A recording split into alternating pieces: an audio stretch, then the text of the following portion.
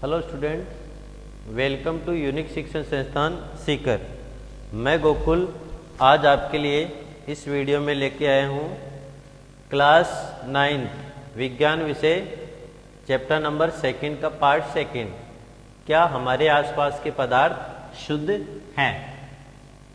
अब कल हमने जो कल का वीडियो था उसमें हमने पढ़ा था कि जो पदार्थ होते हैं वो क्या होते हैं, उनके प्रकार कितने होते हैं, जिसमें हमने पढ़ा था एक शुद्ध पदार्थ। तो शुद्ध पदार्थ को हमने दो भागों में बांटा था। एक तो बांटा था तत्व है और एक पढ़ा था यौगिक,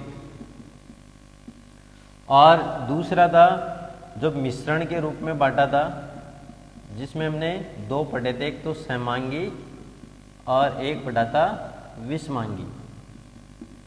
इनके बारे में हमने पढ़ लिया था। आज की इस वीडियो में हम पढ़ने वाले हैं विलयन के प्रकार। विलयन कितने प्रकार के होते हैं, विलयन की सांद्रता, कि विलयन की सांद्रता है उसको कैसे ज्ञात करते हैं, उसकी कौन कौन सी विधियां हैं। उसके बाद में हम पढ़ने वाले निलंबन और निलंबन के गुण धर्म। तो सबसे पहले हम पढ़ेंगे विलयन के प्रकार। विलयन के प्रकार, तो विलयन है वो कई तरह से हम इसको प्रकारों में बांट सकते हैं। जैसे सबसे पहले हम जो विलयन है उसको हम दो भागों में बांट सकते हैं। एक तो होता है तनु विलयन और एक होता है सांद्र विलयन। तनु विलयन और एक होता है सांद्र विलयन। अब बात आती है कि भाई तनु विलयन क्या होते हैं और सांद्र विलयन क्या होते हैं। इसके लिए हमें ये पता है कि एक विलयन जो होता है उसमें विलय और विलायक, विलयन में विलय और विलायक की मात्रा एक निश्चित मात्रा होती है, और जब ये दोनों आपस में मिलते हैं तो किसका निर्माण करते हैं, विलयन का निर्माण जो है वो करते हैं। तो हम क्या बोल सकते हैं कि विलयन में उपस्थित विलय की मात्रा के आधार पर, विलयन में उपस्थित विलय पदार्थों की मात्रा के आधार पर विलयन है उसको दो भागों में बांट सकते हैं। सबसे पहला है तनु विलयन। तनु विलयन क्या होता है, यदि किसी विलयन में विलय पदार्थ की मात्रा क्या हो, कम हो, विलय पदार्थ क्या हो, कम घुला हुआ हो, तो हम उसको क्या बोल सकते हैं, तनु विलयन। और सांद्र विलयन क्या होता है, यदि किसी विलयन में विलय पदार्थ अधिक मात्रा में घुला हुआ हो तो हम उसे कौन सा विलयन बोलते हैं, सांद्र विलयन कहते हैं। जैसे एक उदाहरण के द्वारा हम इसको समझ लेते हैं। जैसे मान लो हमारे पास चीनी है और जल है, ठीक है। अब जल हमने ले लिया 90 ml और चीनी ले ली 10 ग्राम। ये इसको आप ग्राम में ही लिख दो, चाहे कोई दिक्कत नहीं है। तो हमने जल ले लिया 10 ग्राम, 90 ग्राम और चीनी ले ली 10 ग्राम। तो हम इसकी जब इसको घोलते हैं तो इसको हम क्या बोल सकते हैं, तनु विलयन। तुलना करके हमें इसको देखना है। फिर जैसे हमने ले ली चीनी 50 ग्राम और जल भी क्या ले लिया, 50 ग्राम। तो हम अब इस विलयन को क्या विलयन नाम दे सकते हैं, सांद्र विलयन। सांद्र विलयन, तो जिसमें विलय पदार्थ की मात्रा क्या है, कम है, तो इसमें विलय कितना है, 10 ग्राम। तो ये कौन सा विलयन हो गया, तनु विलयन। और इसमें विलय पदार्थ की मात्रा हमने क्या कर दी, बढ़ा दी, तो हम इसको कौन सा विलयन बोल सकते हैं, सांद्र विलयन कह सकते हैं। इस प्रकार हमने तनु और सांद्र विलयन को अलग अलग से पढ़ लिया है।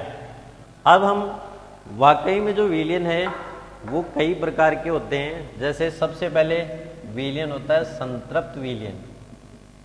संतृप्त विलयन। और सेकंड जो विलयन होता है वो होता है असंतृप्त विलयन। असंतृप्त विलयन। अब इनको अलग अलग से परिभाषित करने वाले हैं, उसको ध्यान से अब समझना है। पहले बात आती है संतृप्त विलयन। अब संतृप्त विलयन किसे कहते हैं कि इसको हम किस प्रकार से परिभाषित कर सकते हैं। तो हम इसको लिख सकते हैं दिए गए निश्चित तापमान पर यदि, अब इसको हम कैसे लिख सकते हैं, दिए गए निश्चित तापमान पर यदि, ध्यान से देखना, दिए गए निश्चित तापमान पर यदि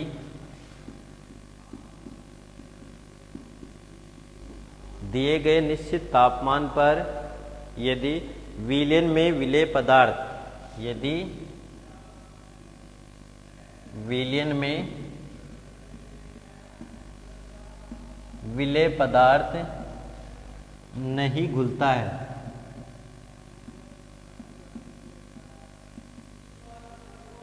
दिए गए निश्चित तापमान पर यदि विलयन में विलेय पदार्थ नहीं घुलता है तो उसे संतृप्त विलयन कहते हैं। तो उसे संतृप्त विलयन कहते हैं।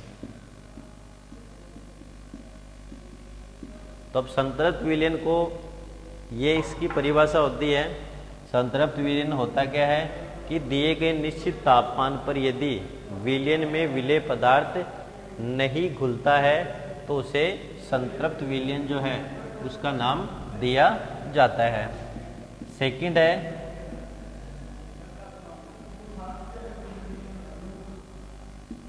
असंतृप्त विलयन।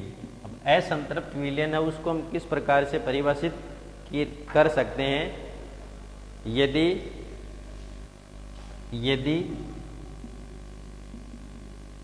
एक निश्चित तापमान पर,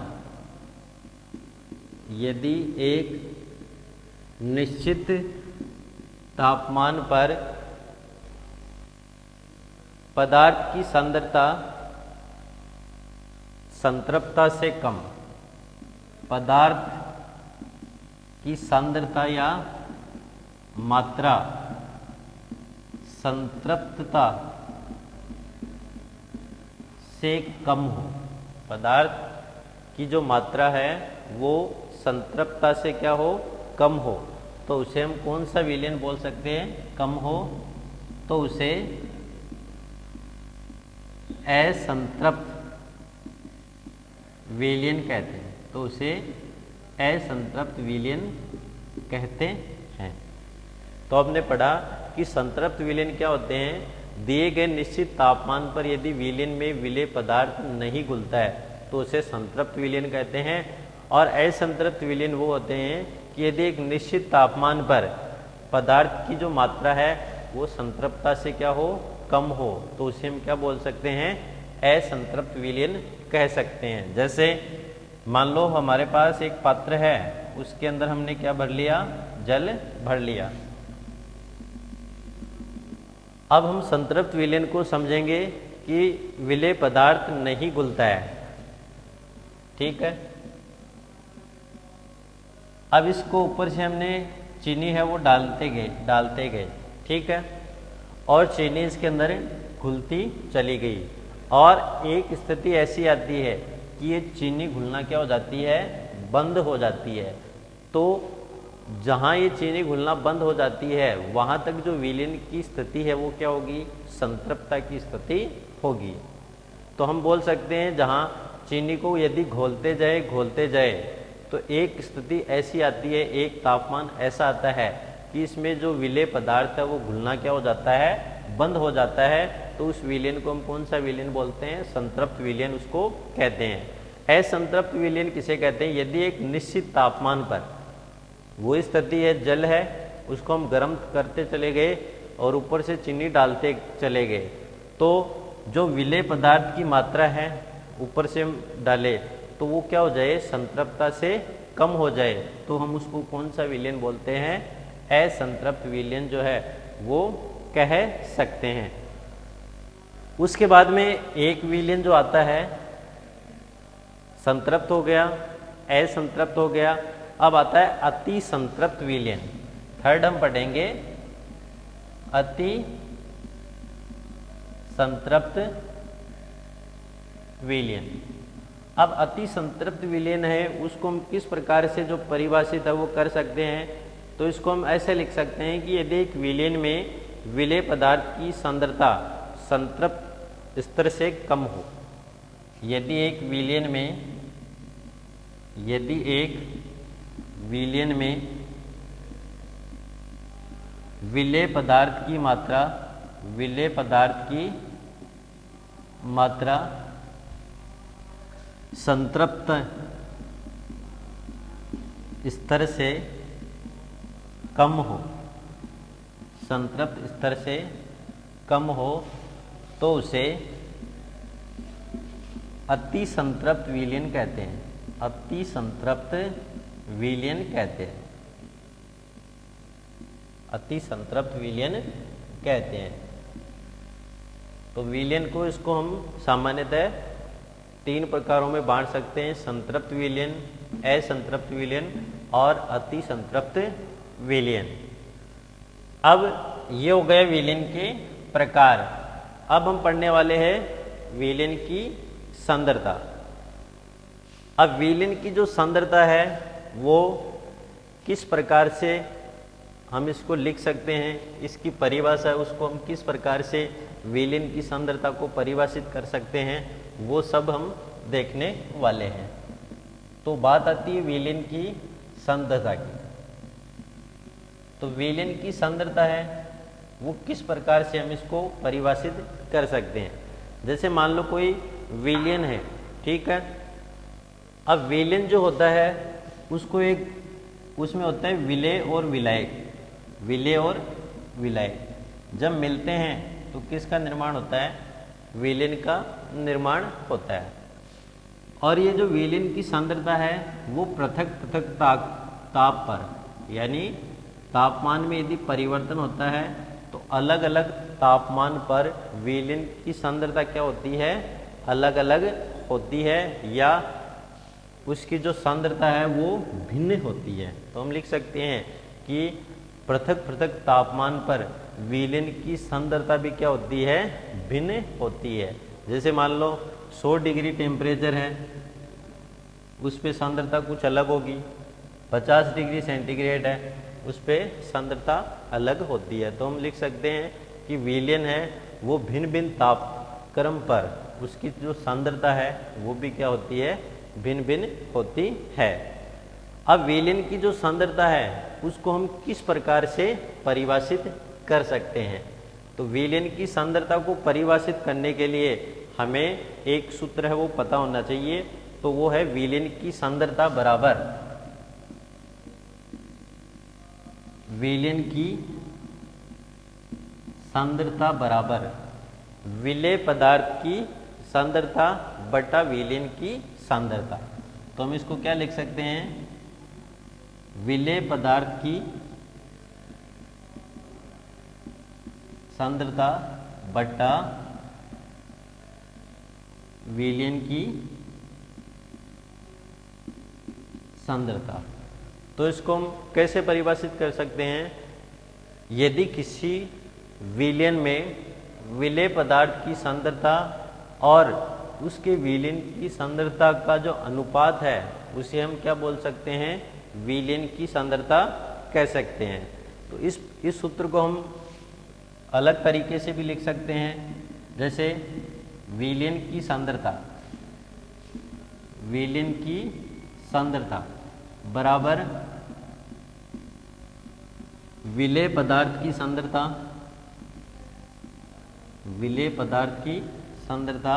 बटा विलायक की सांद्रता। तो विलेय पदार्थ की सांद्रता और विलायक की सांद्रता का अनुपात क्या कहलाता है? विलयन की सांद्रता है वो कहलाता है।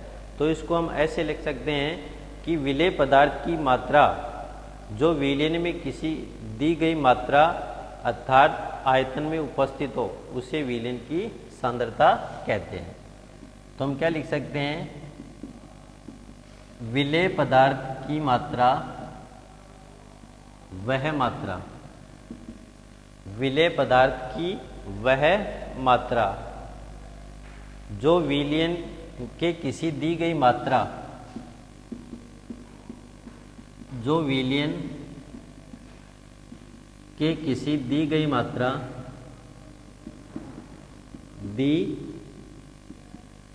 जो विलयन के किसी दी गई मात्रा अथवा आयतन में उपस्थित हो, अथवा आयतन में उपस्थित हो, तो हम उसको क्या लिख सकते हैं, उसे विलयन की सांद्रता है वो लिख सकते हैं। तो इसमें देखो दे रखा है विलेय पदार्थ की वह मात्रा, क्योंकि हम चाहे विलयन हो चाहे विलायक हो उसके अंदर से क्या घोलते हैं, विलेय पदार्थ घोलते हैं जो विलयन की किसी दी गई मात्रा, जैसे मान लो हमारे पास विलयन की 100 ग्राम मात्रा दे रखी है या विलायक की 100 ग्राम मात्रा दे रखी है। अब उस विलायक या विलयन में कितनी मात्रा में जैसे 10 ग्राम कितनी मात्रा में विलेय पदार्थ को घोला जाता है, तो उसे हम क्या बोलते हैं, विलयन की सांद्रता कहते हैं। या हम इसको ऐसे लिख सकते हैं कि जितने ग्राम विलेय पदार्थ को विलायक में या विलयन में घोला जाता है तो उसका अनुपात क्या कहलाता है, विलयन की सांद्रता है वो उसका अनुपात कहलाती है। अब हम इसको इस प्रकार से भी लिख सकते हैं। तो हमने विलयन की सांद्रता में सूत्र पढ़े, विलेय पदार्थ की सांद्रता बट्टा विलयन की सांद्रता, या हम इसको ऐसे लिख सकते हैं विलयन की सांद्रता बराबर विलेय पदार्थ की सांद्रता बटा विलायक की सांद्रता। तो विलेय पदार्थ की वह मात्रा, अब जैसे विलेय पदार्थ है ऊपर, तो विलेय पदार्थ की वह मात्रा जैसे मान लो 10 ग्राम जो विलयन की किसी दी गई मात्रा, किसी दी गई का मतलब हमें मान लो 100 ग्राम मात्रा दी गई है या आयतन में उपस्थित हो, तो इसके आयतन में कितनी विलेय पदार्थ घुला हुआ है तो उसे हम क्या कहते हैं, विलयन की सांद्रता कहते हैं। तो इस प्रकार हम विलयन की सांद्रता इन दो जो सूत्र है उसके द्वारा आसानी से प्राप्त कर सकते हैं। अब हम आगे पढ़ने वाले हैं जो विलयन की सांद्रता ज्ञात करने की विधियां। तो विलयन की सांद्रता है वो किस प्रकार ज्ञात करते हैं। तो अगला हमारा जो पॉइंट है वो है विलयन की सांद्रता ज्ञात करने की विधियां। तो विलयन की जो सांद्रता है वो किन किन विधियों से ज्ञात कर सकते हैं।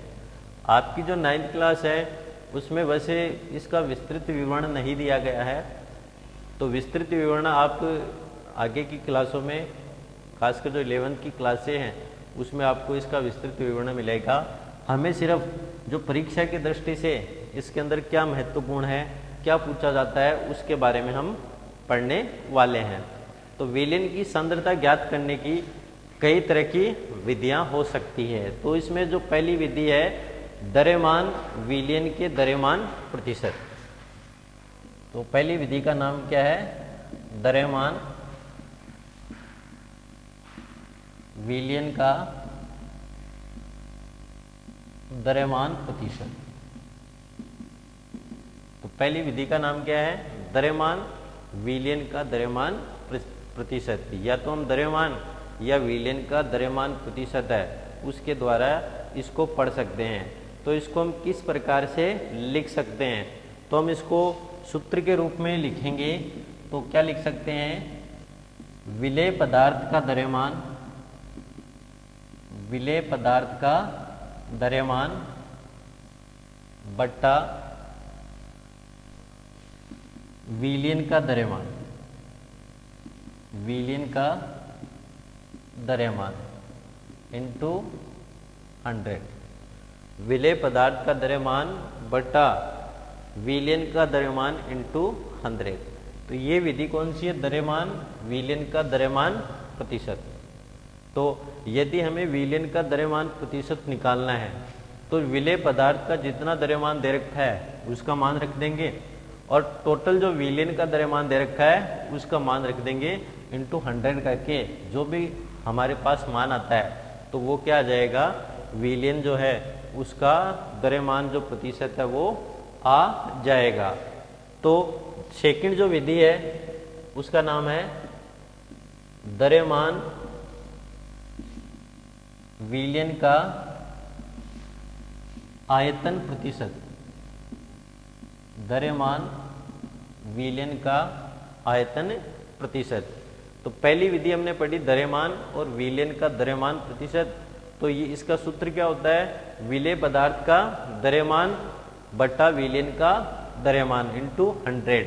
अब जो सेकंड है हमारी वो है द्रव्यमान इंटू, या हम लिख सकते हैं विलयन का आयतन प्रतिशत।